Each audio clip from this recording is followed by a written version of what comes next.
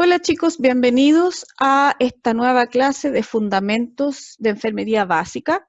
En esta oportunidad vamos a revisar la clase de aplicación del modelo de Dorothea Oren en el proceso enfermero, en el adulto con desviación de la salud y específicamente hoy vamos a tocar en esta oportunidad el RAU de prevención de accidentes y daños. Lo que tiene relación con promoción de la normalidad lo vamos a revisar más adelante. Veamos los aprendizajes esperados para esta unidad. Esto es para toda la unidad, por lo tanto, en las otras clases no lo voy a volver a poner, pero lo pueden revisar en sus programas, donde están los aprendizajes esperados y los indicadores de logros que serían como el torpedo para que ustedes estudien para las pruebas. El aprendizaje esperado número 9 dice, diseñan un plan de cuidados de enfermería para pacientes que presentan riesgo de accidentes y daños asociados a la atención de salud. ¿Ya? Por una parte vamos a revisar todo lo que tiene relación con la atención propia de salud y por otro lado vamos a revisar los daños asociados a todo lo que tiene relación con lo que le puede pasar a la persona común y silvestre. El aprendizaje esperado número 10 dice, diseñan un plan de cuidados de enfermería para pacientes que requieren intervención de enfermería respecto de la promoción de la normalidad. Todo lo que sea promoción de la normalidad lo vamos a revisar en una clase más adelante. Los indicadores de logro, tenemos el 5.1, relaciona las características generales del cuidado enfermero con el RAU prevención de peligros para la vida, el funcionamiento y bienestar humano, es el RAU de prevención. El 5.2 dice, identifica el rol del profesional de enfermería y las actividades pertinentes en el RAU de prevención. El 5.3 propone diagnósticos de enfermería que representen el riesgo detectado, así como los objetivos, indicadores e intervenciones de enfermería pertinentes con los diagnósticos planteados. Explica métodos de valoración e intervenciones de enfermería relacionadas con el RAU prevención, así como el diseño de su plan de cuidados enfermeros. El 5.5 relaciona las características generales del cuidado enfermero con el RAU promoción de la normalidad. El 5.6 identifica el rol del profesional de enfermería y las actividades pertinentes en el RAU prevención. El 5.7 propone diagnósticos de enfermería que representan la valoración realizada del RAU promoción, así como los objetivos, indicadores e intervenciones de enfermería pertinentes con los diagnósticos planteados. Y el último dice, explica pertinencia de sistemas de valoración e intervención de enfermería relacionados con el RAU de promoción, así como el diseño de su plan de cuidados enfermeros en el contexto de análisis de caso. Como ustedes pueden ver, chiquillos, esta clase es bastante extensa, por lo que vamos a ver en esta oportunidad lo que está para los primeros indicadores de logro, que dice, habla de la generalidad, y después vamos a ir de a poco desmenuzando en los distintos temas que tenemos que revisar durante esta unidad. Vamos a partir entonces con la parte 1, que son las generalidades del requisito universal de peligros para la vida. Y dentro de eso tenemos 3 cosas que son importantes y que tenemos que tener presentes, y son los tipos de riesgo que vamos a asociar a las personas. Tenemos los riesgos en los estadios del desarrollo, que tienen relación con el estilo de vida, el estado cognitivo y de movilidad, alteraciones sensitivas y la conciencia de seguridad. Los vamos a desarrollar uno por uno. El factor de riesgo individual, que tiene que ver con las personas, con características propias de las personas. El primero tiene que ver con la etapa del desarrollo. No es lo mismo el riesgo que va a tener un niño que no camina a un adulto mayor. Ya a esas etapas del desarrollo se refiere. Los factores de riesgo individuales son muy similares a los anteriores. Dice estilo de vida, trastorno de la movilidad, alteraciones sensitivas o de la comunicación, falta de conciencia de seguridad. Y el número 3, que es el que más vamos a revisar con más detalle, dice riesgos en los servicios sanitarios, y aquí vamos a tener tanto al paciente como al profesional de enfermería, Tenemos los errores médicos, la exposición a sustancias químicas, la diseminación de patógenos, las lesiones por caídas, los accidentes intrínsecos, los accidentes relacionados con intervenciones y los accidentes relacionados con el equipamiento. Vamos a partir, antes que todo, considerando algunas cosas importantes dentro de la valoración o dentro de lo que nosotros tenemos que saber para poder brindar una buena atención. Tenemos, por ejemplo, conocer el ambiente del hogar y sanitario y sus riesgos inherentes para la seguridad, o sea, todos los factores de riesgo que puedan estar en el lugar donde se encuentra la persona. Si es en la casa, tendremos que ir a ver a la casa, hacer una visita domiciliaria, hacer un catastro, ¿no es cierto?, un checklist de los factores de riesgo para la seguridad que puedan tener en el hogar, y si es a nivel hospitalario, lo vamos a ver con mayor detalle más adelante. Los profesionales de enfermería entonces tienen que ser conscientes del nivel de desarrollo del paciente, o sea, entender que un niño que está empezando a caminar no es igual a un niño que ya corre, un escolar, ¿no es cierto?, un adolescente, y los riesgos para cada etapa de la vida van cambiando, ¿ya? En términos también de la movilidad, la sensibilidad y el estado cognitivo, las opciones del estilo de vida y el conocimiento de las precauciones de seguridad habituales. No le podemos exigir, por ejemplo, a un pequeño de 3 años que entienda que no tiene que meter los dedos al enchufe, que no tiene que tirarse por la escalera para abajo, no sé.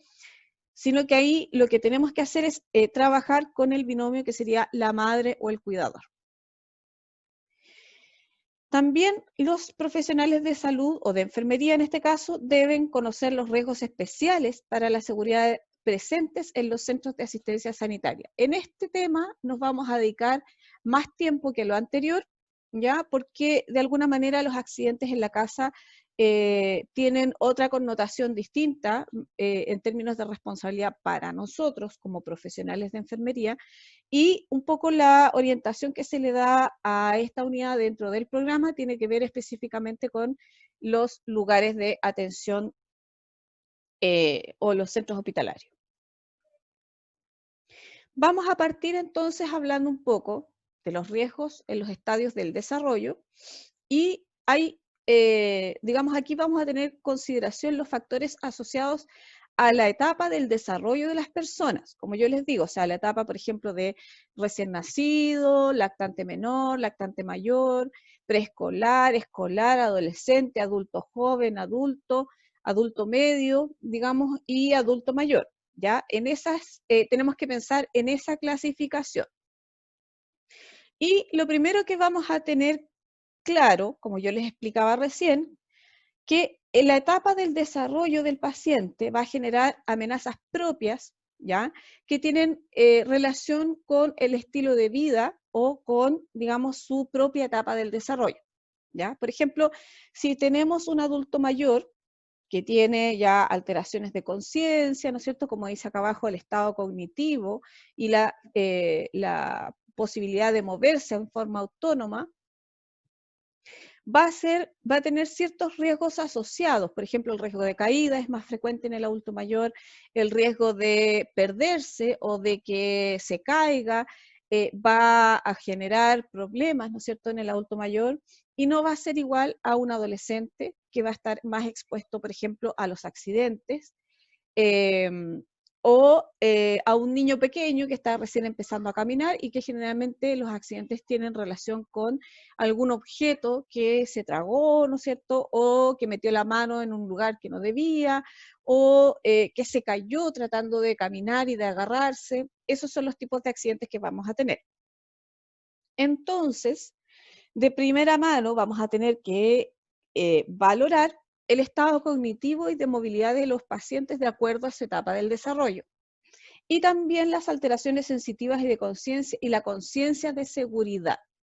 La conciencia de seguridad es la percepción consciente, o sea, el darse cuenta, ¿ya?, de que yo estoy en una situación de riesgo y que yo tengo que realizar ciertas acciones, ¿no es cierto?, para prevenir ese riesgo que puede ser más inminente o no.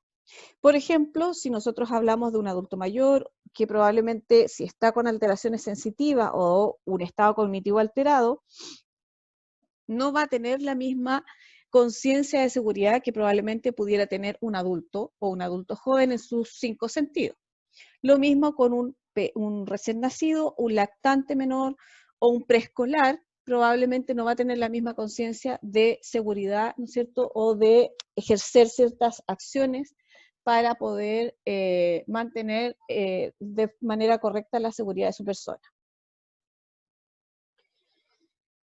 Con esa información que nosotros valoramos, vamos a adaptar algunos programas de prevención de seguridad a las necesidades, ¿ya? Por ejemplo, en el hogar, prevención de accidentes, prevención de intoxicaciones, prevención de los accidentes caseros en general, etcétera, etcétera. Y los vamos a adecuar de acuerdo a las preferencias y las circunstancias vitales de los grupos de edad específicos. Por lo tanto, si yo trabajo con prevención de accidentes, que es lo que se hace generalmente en atención primaria, dentro de cuando los niños empiezan a caminar, ¿ya? Se va a hacer una intervención que es particular para ese niño que empieza a caminar y se va a hacer toda una pauta que está relacionada con la prevención de accidentes en esa etapa de la vida. Ahora, lo que no podemos dejar de tener en cuenta es que todos los grupos de edad, sobre todo los extremos, son objetos de maltrato, ¿ya? Y el maltrato es un daño, y ese daño también hay que prevenirlo de alguna manera. El maltrato infantil, la violencia doméstica, sobre todo en este tiempo de confinamiento, ¿no es cierto?, masivo, el maltrato a los ancianos, son amenazas graves a la seguridad y nosotros tenemos que aprender de alguna manera a detectarlos. Hay signos bastante claros que no son materia de esta asignatura. Y tenemos que saber qué hacer en caso de maltrato hacia cualquiera de las personas o los grupos vulnerables que aquí se muestran. Veamos algo en relación a los factores de riesgo individuales, que aquí yo les decía que se relacionan mucho con el anterior, van como de la manito, pero aquí tenemos, digamos, los factores de riesgo individuales tienen que ver con opciones personales que toma la persona, valga la redundancia, en relación a distintas cosas, por ejemplo, el estilo de vida, la conciencia o la falta de conciencia de seguridad, el trabajo o qué sé yo, ¿ya? Dentro de los factores que tenemos que valorar, vamos a tener el estilo de vida, ya vamos a hablar un poquito al respecto, trastornos de la movilidad, alteraciones sensitivas o de la comunicación y falta de conciencia de seguridad, ¿ya? Hay que conocer esos riesgos para planificar los cuidados de enfermería de acuerdo también a las preferencias y recuerden que bajo el modelo de Dorotea Oren nosotros tenemos que hacer partícipes a las personas para en la planificación de sus cuidados. Entonces, de acuerdo al estilo de vida, por ejemplo, algunas opciones del estilo de vida aumentan los riesgos de seguridad. Ejemplo, aquí hay varios ejemplos, las personas que conducen o manejan máquinas bajo la influencia de sustancias químicas, drogas o alcohol, ¿no es cierto? O esa gente que prefiere estar viajando, no tener un lugar fijo, también hay un riesgo mayor a su seguridad. Aquellas personas que realizan trabajos que son intrínsecamente peligrosos o corren riesgos, por ejemplo, los deportes extremos, el tema de jugar de repente estos juegos medios extremos que también hay, sobre todo los adolescentes. Hay varios juegos bastante extremos, y yo creo que el que más ustedes deben conocer es el de la ruleta rusa, ¿no es cierto? Pero todo tiene que ver con opciones personales, cosas que la persona decide por ella misma hacer, ¿ya? Conducir, por ejemplo, automóviles o maquinaria bajo la influencia de sustancias químicas, drogas o alcohol, o también puede ser un fármaco, como un psicofármaco, como un clonazepam, por ejemplo, o un antihistamínico que dan sueño, y que disminuye la cantidad de reflejos, y la persona sabe que ese efecto está produciéndose y ella determina hacerlo de igual manera, lo más probable es que tenga un accidente. Por lo tanto, ahí entramos en lo que tiene que ver con algunos factores de la persona, intrínsecos de la persona, como por ejemplo el estrés o las personas que están bajo mucho estrés, o que tienen ansiedad, que están con un cansancio, ¿no es cierto?, permanente, o están en una situación de abstinencia de drogas o alcohol, las que toman fármacos de prescripción, ¿no es cierto?, que es lo que yo les comentaba recién, como los antihistamínicos o los psicofármacos o los sedantes suaves.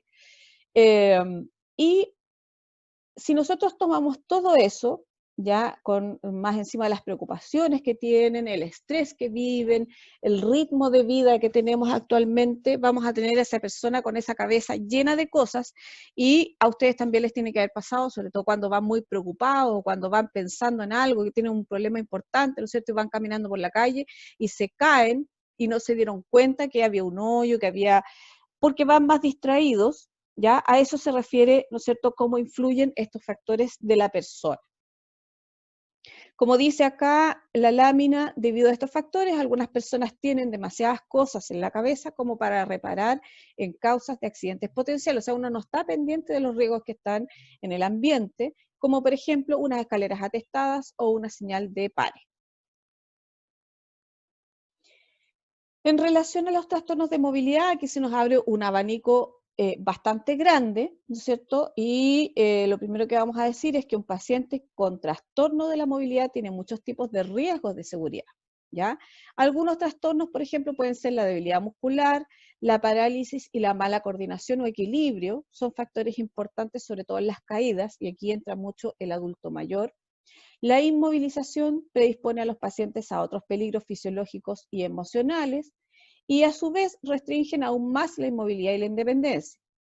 ¿A qué se refiere esto? Por ejemplo, los adultos mayores cuando se caen y sufren alguna fractura o tuvieron una caída muy fea, en general pasan en cama un tiempo, ¿no es cierto?, lo que hace que estos adultos mayores estén inmóviles o estén con menos movilidad o menos actividad de lo habitual, ¿ya? Y como están tanto tiempo en cama, generalmente cuando uno los quiere volver a levantar, la movilidad está mucho más restringida y se sienten absolutamente dependientes de las personas. Porque hay, bueno, ahí entran varios factores. Está el miedo a volver a caerse, está el miedo al dolor, está también porque de alguna forma estar en cama y que a uno lo atiendan es mucho más cómodo, ¿ya? A eso se refieren estos dos cuadraditos de acá. Las personas con problemas físicos tienen más riesgo de lesionarse cuando entran en vehículos y edificios no accesibles para discapacitados. O sea, una persona que usa muletas, por ejemplo, o una persona que usa bastón o que usa silla de ruedas, claramente va a tener un riesgo mayor si es que el ambiente no está adecuado para su condición física. Alteraciones sensitivas o de la comunicación, y aquí vamos a tener otra amplia gama de cosas, por ejemplo, las alteraciones sensitivas asociadas con el síndrome confusional, la demencia y la depresión, ¿ya? Contribuyen a la reducción de la concentración y la capacidad atencional, y también sobre todo la demencia tiene que ver mucho con la orientación. Son estos adultos mayores que se pierden, que salen de la casa y después no se acuerdan por qué, o no saben volver a la casa, que eso pasa bastante habitual. Las personas con estas alteraciones se confunden fácilmente respecto a lo que los rodea, es más probable que sufran caídas y quemaduras, y los pacientes con alteraciones, aquí ya nos fuimos al intrahospitalario, ¿no es cierto?, o de alguna forma al paciente que es dependiente, los pacientes con alteraciones visuales, auditivas, táctiles o de comunicación, como afasia o barreras idiomáticas, no siempre son capaces de percibir un peligro potencial o expresar su necesidad de ayuda. La barrera idiomática, el no conocer, por ejemplo, el idioma del lugar donde uno está, también es de alguna manera, es un factor que nosotros tenemos que considerar a la hora de valorar los peligros para la vida. La falta de conciencia de seguridad es un tema, y este es un gran tema, sobre todo en la salud ocupacional, donde los pacientes o las personas en general que tienen trabajos que requieren elementos de protección personal o medidas de seguridad, ya lo vamos a ver más adelante, no entienden que existe efectivamente un riesgo y que esas personas están en riesgo, ¿ya? Por ejemplo, o sea, lo que dice la lámina, algunos pacientes no son conscientes de precauciones de seguridad como mantener las medicinas o los tóxicos fuera del alcance de los niños, o leer la fecha de caducidad de los alimentos, ¿ya? O de los mismos medicamentos también. El tomarse, por ejemplo, los medicamentos fuera de la fecha o, por ejemplo, ¿cuál sería otra conducta insegura? El darle a los niños medicamentos sin prescripción, ¿ya? Por lo tanto, tenemos que tener en cuenta que puede existir una falta de conciencia de seguridad, o sea, que la persona simplemente o no le importe o no la conozca o simplemente algo pasa que no toma esas precauciones en virtud de su seguridad.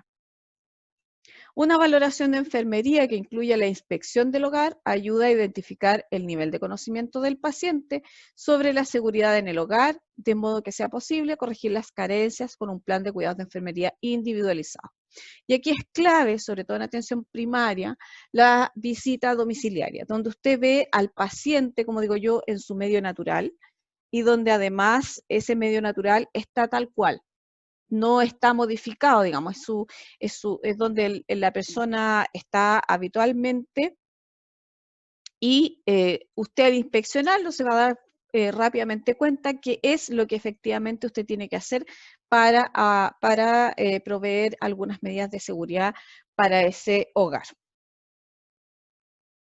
Lo vamos a dejar hasta aquí para que no se nos haga muy larga esta clase. Vamos a después seguir con la parte 2, que son los riesgos en los servicios sanitarios, que ese es un tema y que le vamos a dedicar bastante más clases, aparte de esta, que es la introductoria. Vamos a seguir haciendo, digamos, clases por distintos temas para cubrir todo lo que tenemos que ver en relación a este RAW. Así que los espero para la parte 2.